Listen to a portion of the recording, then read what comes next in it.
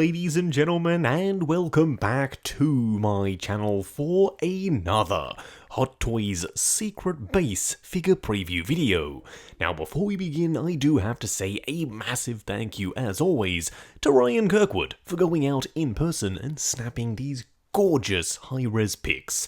Show Ryan some love in the comments below, because without him, this series literally wouldn't be possible. Now, if you are looking to pre-order Gilgamesh, he is available from toyswonderland.com. Link for that is in the description below. They have 12-month installment plans and an awesome reward system. Talk about a surprise. I was not expecting any other characters from the Eternals. Now, with the announcement of Gilgamesh, there is hope that we will get the rest of the team.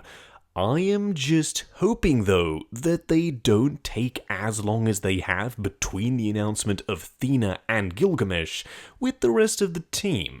That means that we could be potentially waiting to fill out the ranks of the Eternals for years. But I guess only time will tell. Interestingly enough, they've also, for I think the first time ever, shown us the box art design before the figure is actually out, because none other than the man himself, Don Lee, saw the prototype, signed the box, therefore giving it his seal of approval. Now, I personally really did enjoy the movie. I think whether or not you collect the line will potentially be dependent on whether or not you enjoyed said movie, but the costume designs, I think, stand alone from the film. They're super unique and they are very colourful. If we do get the full set, including Kingo, Icarus and Cersei, we do have a good mix of colours for the display. Plus, the outfits aren't just colourful, there is texture and movement to the fabric. Now, Gilgamesh's outfit is kind of this green and copper colour.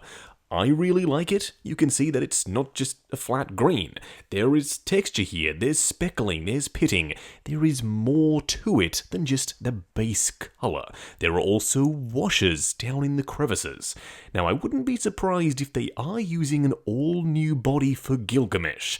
The guy was jacked in the movie. His power was being able to literally punch anything with his energized fists, and do a lot of damage at the same time. Therefore, he was built. I don't think they could use just any off-the-shelf stock body for this figure, but we'll have to wait and see when this guy eventually comes out.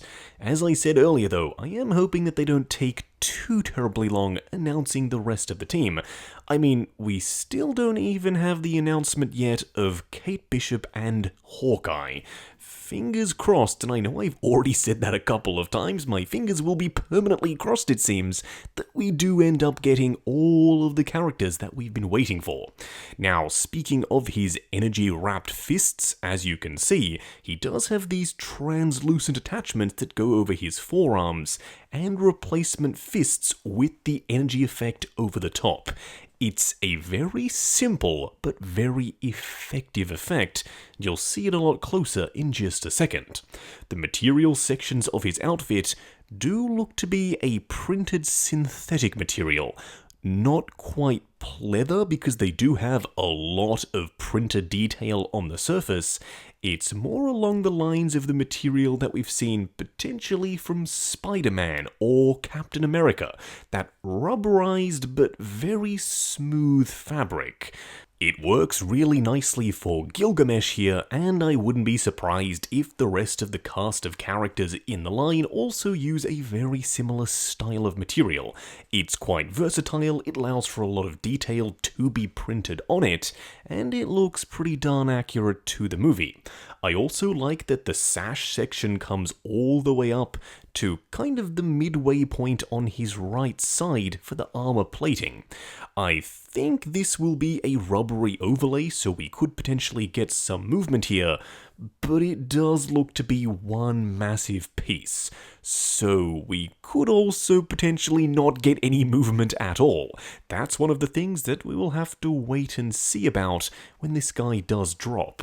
I also like how the gold section of the chest bleeds into the vibrant green up top on his shoulders. I think the best way to describe it is ethereal. It has this subtle metallic flake to it, so when the light hits it, it will pop. Now, I have seen some people say that the Eternals are kind of like Marvel's answer to the Power Rangers. I personally don't subscribe to that. I think the character development is a lot more rich, and as I said, enjoyed the movie. But I understand where you're coming from. A team of characters with superpowers in very bright, colourful outfits. At the very least, though, they will stand out in the display alongside potentially a Civil War collection with the much darker colour palette. As I said just a second ago, though, here we have a much closer look at the energy effect. It wraps around in two parts over his fist and his gauntlet section. Now, I'm not sure as of yet if that's simply a replacement fist with the energy effect pre-attached over the top of it, or if it's something you have to slide over in place. I would prefer the former. I'd like it to be pre-attached so I'm not scuffing any paint applications. As for the gauntlet piece, you obviously will need to switch that out. It's not the biggest deal. It does have that gold inlay pattern, just like we saw with Thena's energy weapons, and going forward with the rest of the team, they have now established what their effects should look like. It's exactly what I would have imagined. They are supposed to be translucent with the gold pieces just making up the construct itself, and in figure format, I think this is the best way of doing it. You also have that split cut design, so the fist is articulated separately. But by far the most impressive thing here is the Don Lee head sculpt. It is incredible. It might just be one of Hot Toys' best head sculpts ever. I was not expecting to love this figure as much as I do, but having a head sculpt that is so strong, it just sucks you right in. The skin texture, likeness, the paint applications, the expression. I even love the way the hair is sculpted. It's big, it's boofy, but there is a ton of texture there. It just looks so alive. It's probably the best way I can describe it. As competition for Hot Toys is starting to heat up, I wouldn't be surprised if we do start to see better and better head sculpts.